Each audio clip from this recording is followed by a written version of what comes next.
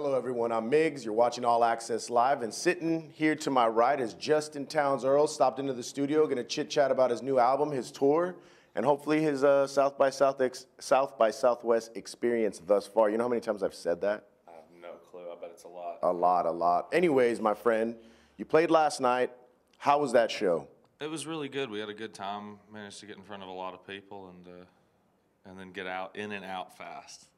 You know, Antone's, obviously you've been in Austin. We talked a little bit earlier. You've been in Austin like every South by Southwest for the last 10 years in one capacity or the next.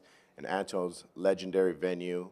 How are the people treating you? How does Austin treat artists here? Because everybody talks about Austin loves artists. You're an artist.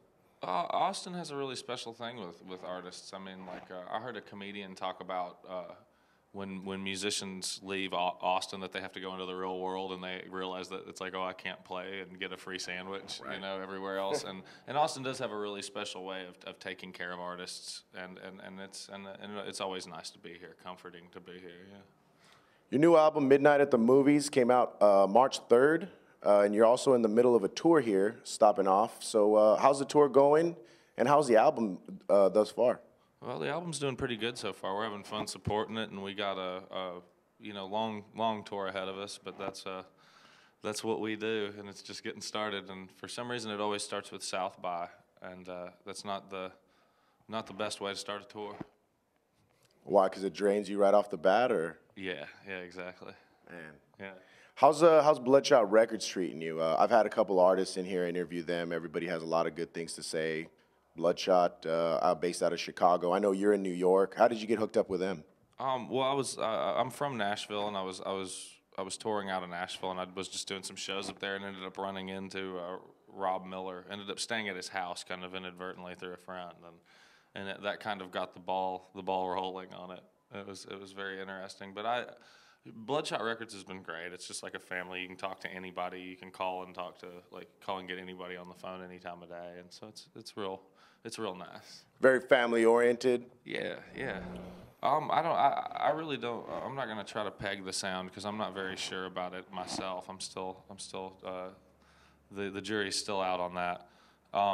But you know, Midnight at the Movies is just was kind of years of. It was me going back to when I was about 18 years old, and when I was really into the beat generation of poetry and that whole. Times Square in the 1940s of this like kind of wonderland of prostitution and dirty bookstores and heroin, and then it just made it. It was something that always kind of stuck with me, and it became the theme of this album. We got music video in the works? Yeah, there's a music video in the works for Midnight at the Movies, and there is an existing one for my last record on The Good Life out there somewhere. I've only seen it one time. You only seen your own video one time? That's about all you need, I think. Yeah? Yeah. I don't really have any urges to see it again. Are you writing any new stuff, or gonna just kind of do your tour thing and maybe take a little break and see how that? See, and I know your new album just came out, but I don't know how you guys do it when it comes to writing and getting your stuff put together. Well, I don't really have any money put away to take a break, and I don't know what I'd do if I did have the money to take a break. I think that we'll, I'm always writing. I mean, that's what I do. I'm not a. I mean, that's how I fancy myself, as a writer, not a musician. Constantly writing then, huh? Yeah. They're two separate things, musician and writer. Yeah. This is JustinTownesEarle, and you're watching All Access Live.